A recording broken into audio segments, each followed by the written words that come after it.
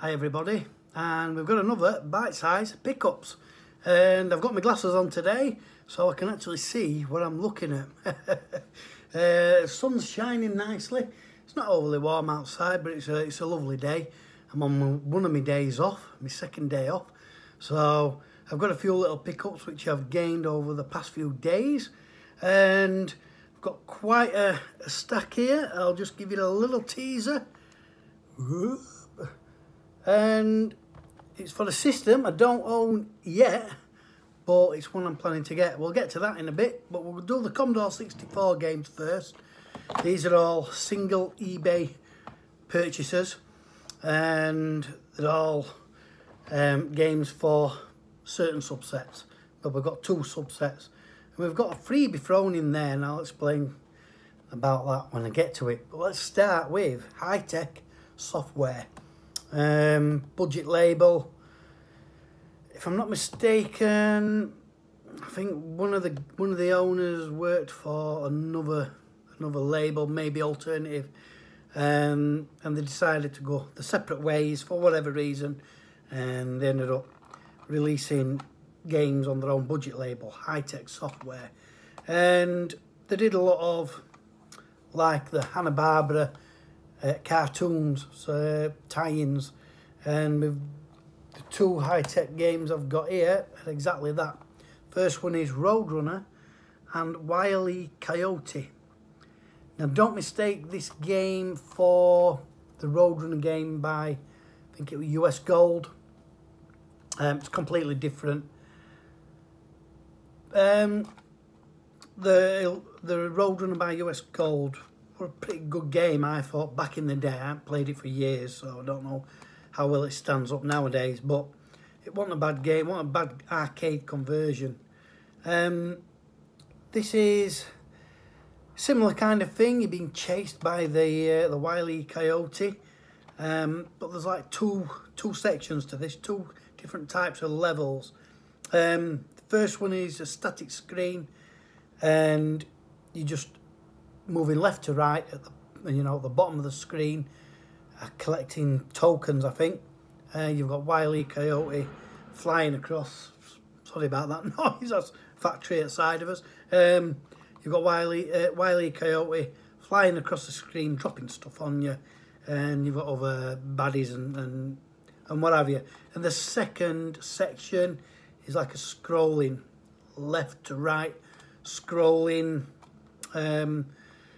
action level where you've got the Wile E. Coyote chasing after you. So, it's probably not a bad game. I've never played this one. It don't look a bad game. Pretty much all these games that I'm telling you about today I've YouTubed. I've never played them. Next we've got Yogi Bear and Friends in the Greed Monster, a treasure hunt, and the Greed Monster, a treasure hunt, Hanna-Barbera. I don't know if that makes sense. There's quite a few Yogi Bear games for the Commodore 64. Yeah, it's basically a roam around kind of game, collecting stuff. From the comments, it seems that nobody seems to really know exactly what you're supposed to do.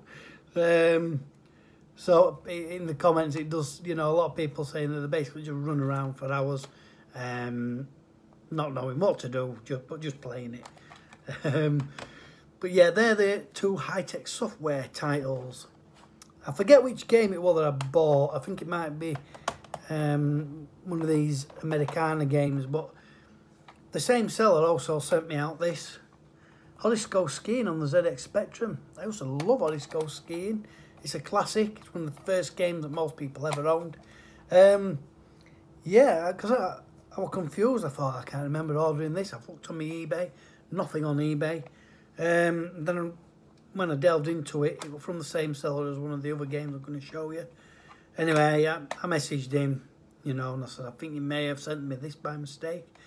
And indeed, he had done. But he said, I've got other copies, so just keep it. So very nice of him.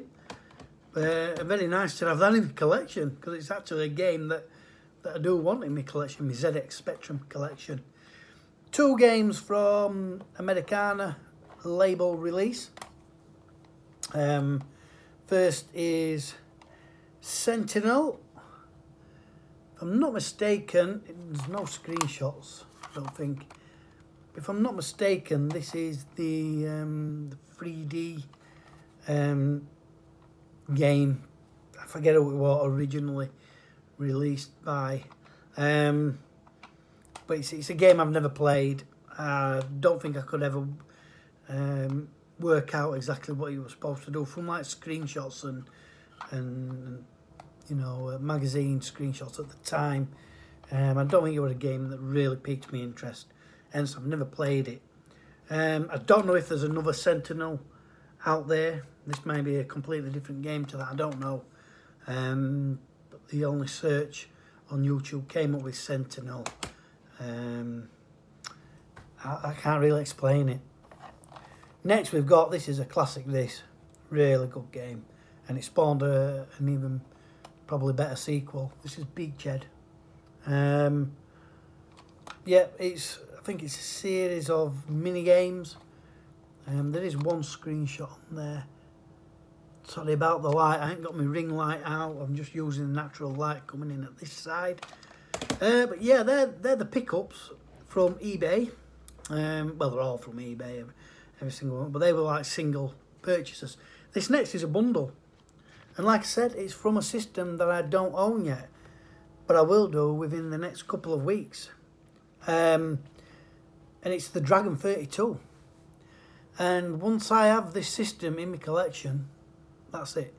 No more systems. I'm not adding any more systems to my collection. I've no need for one. But the Dragon 32 will complete the four, you know, the home computer micros of the 80s. And I've got a ZX Spectrum, a little rubber keyboard. I've got two Commodore 64s, the old bread bin style and the newer style. And I've got an Amstrad, which I got off Mr. and Mrs. Bear. One of the Commodores, and I think I forgot to put out a blooming video, but from Dainster and Mr. and Mrs. Bear as a gift. I don't think I put a video out, I do apologise. I haven't, have I? Bloody hell. Oh, I do apologise, guys. Yeah, I got gifted a bread bin 64 by Dainster and Mr. and Mrs. Bear. It's Mrs. Bear's took it apart and cleaned it all up and done whatever needed necessary. It's fantastic. It's sat in me my arcade machine, my lockup at the moment. Yeah, processing C64 games away. When I'm there, I haven't been for ages, or it feels like that. But yeah, so if I forgot to put a video, I do apologise, and many thanks, all three of you. But yeah, I am soon to be the owner of a Dragon 32. Like I said, this will be the fourth home microcomputer. I never owned a Dragon. I mean, I never owned an Amstrad. But it was something that back in the 8-bit days, you know, I'd say those four were really the main competitors. I think the Dragon 32 got pushed aside, you know, quite considerably, really. But it's one I always fancied having, and it's funny because I've owned all sorts of consoles, you know, the CD32, Jaguar, and 3DO, and all sorts, and I've moved them on. They were just sat on the shelves doing no. You know, the games are as expensive as the systems, in some cases, and yeah, I basically got those consoles purely because I could never own one back in the day. They meant nothing really to me. These four microcomputers do, and you know, I'm not saying I'll play them heftily, and they may well be doing the same, sat on the shelves, But they mean a lot more to me than those consoles, regardless of how expensive those consoles are, or rare, or sought after. That don't mean nothing to me. I am now more about what means to me, you know, as a nostalgic point of view from when I was a young'un. Anyway, I'm rambling. This is a bite-sized pickup, so we've got to get on. Basically, I bought a bundle of Dragon 32 games, so that when I do get my Dragon 32, I can try it out. I've YouTubed all these videos, these games, sorry, to see what they play like. The Dragon 32, bless its little processor, wasn't the most spectacular of systems, but that don't matter. Don't matter. It's got character. The first game. These first two actually are the only games out of this bundle that I know were released on other systems. I think the rest are pretty much Dragon 32. You know, dedicated to the Dragon 32. Unique to that system. Anyway, the first one. This is Pedro. I did have this on the ZX Spectrum many moons ago. It's some kind of gardening action game. Very vague memory of it. I watched a little bit of YouTube on it. I couldn't actually remember playing it on the Spectrum, to be honest. But I know I did have it. By Imagine, that one. This is another Imagine game. This is Cosmic Cruiser. Again, this is on the Spectrum. I'm not sure about the Amstrad and the Commodore. It's like a sci-fi shoot 'em up. It looks all right. I don't think it was one of the best games, the best shoot 'em ups, but I can't remember playing that though. I'm pretty sure I would have had it, because back then these single cassettes from Imagine and that were pretty popular. And then we move on. Then most of these are from what we call micro deal, and basically most of these games are just rip-offs. Mr. Dig, or as we all know it, better known as Dig Dug. Yeah, it's basically a rip-off of Dig Dug. Doesn't look anywhere near as good as Dig Dug, to be honest. But yeah, it's from Micro Deal. I'd never heard of Micro Deal, I don't think, up to this point. I don't know if there were if they released anything on Spectrum. If any of these following games were released on any other system, let me know. Because as far as I'm concerned, I've never heard of them. Next, we've got Morocco Grand Prix. It's basically a top-down racer. Basically, you know, from a spy hunter kind of perspective, top-down car. You've got to avoid other cars and the sides, otherwise it just spins off.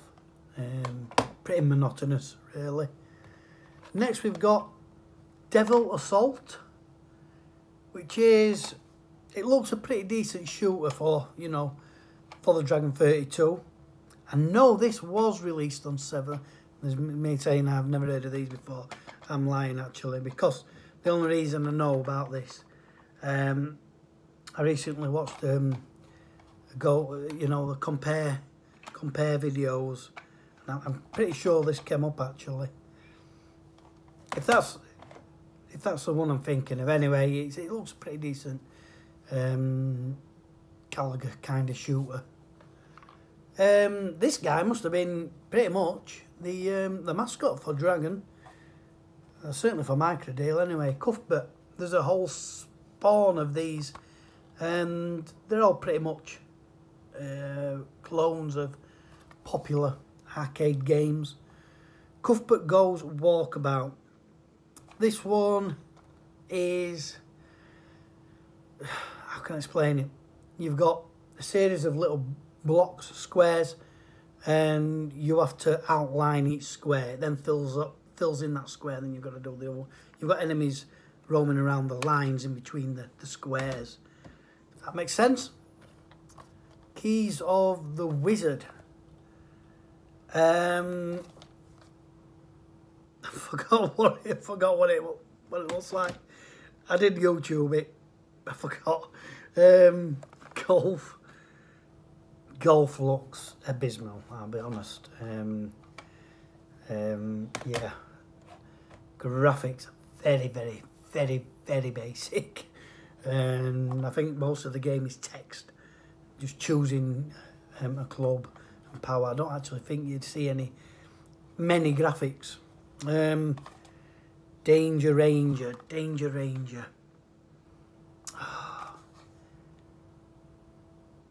I've only just watched these videos before recording this, just so I could explain what the games are about. I'm not doing a very good job because I can't remember. Here we go, Cuthbert again goes digging. This is, I forget the name of the game that it's a clone of. Basically, it's a platformer. You've got levels, ladders, and you can knock a hole in the floor, which traps enemies. When an enemy goes over it, it falls into it, and then you can kill the enemy by hitting it again while it's trapped in between the level. Does that ring any bells for anybody? Because it don't me. Well, it does, but the name don't. This one is a strange thing. It's got a strange cover. Screaming abdabs. Look at that. I was very excited to see what this were all about. By the video that I've seen, it's a platformer, which it likely would be. It's A&F Software. They're responsible for Chucky Egg 2. But it looks solid, and the guy who was reviewing it said it's just impossible. He didn't even complete one single screen. Manic Miner-esque, if that's what you can link it to. Crazy Painter. This is basically, you've got to fill the screen with paint. He walks along and he paints a block of paint, and you basically got to fill the whole screen. Paint the whole screen, but you've got obstacles coming in and washing it away, kind of thing. Old Cuthbert again, in the jungle. Come on, from that cover art, what do you think that is a rip-off? Pitfall. That's basically what it is. It's a rip-off of Pitfall, but with Cuthbert. And then lastly, not a very good game at all. Pinball, again by Micro Deal. Yeah, it's very basic. From the video I saw, the flippers just both moved at the same time. I don't know if that's because whoever were playing it were just hitting both flippers, or if that's all you can do. But yeah, it's so basic, you know. It's basically a few coloured shapes for the table. But yeah, that is it for the for the mini bite-sized pickups. I'm not going to be collecting Dragon all that much. I just got this because it was a cheap bundle. I think it was a tenner. If I come across any more bundles like them, then I will buy them for the Dragon. But you know, it's a nice little system. Even the Dragon has its rare and expensive titles, and Jason over at retrogames.co.uk, he's got some. But you know, whether I delve into the pricey side of the Dragon 32, I don't know. Probably not. As you all know, Commodore 64 is my main collection. With that, yeah, that's it for now. This is the third one in October, third bite-sized pickups. You know, basically I should be slowing down because Christmas is gradually getting nearer. But I think I said that in the last video, didn't I? I need to slow down. But it ain't gonna happen. It ain't gonna happen. I've just been paid today, so that's dangerous. Right, people, thanks for watching. We're coming up to 20 minutes now. That's about right for a bite size. Take care, everybody, and until the next one, You know, as always, take care and see you later.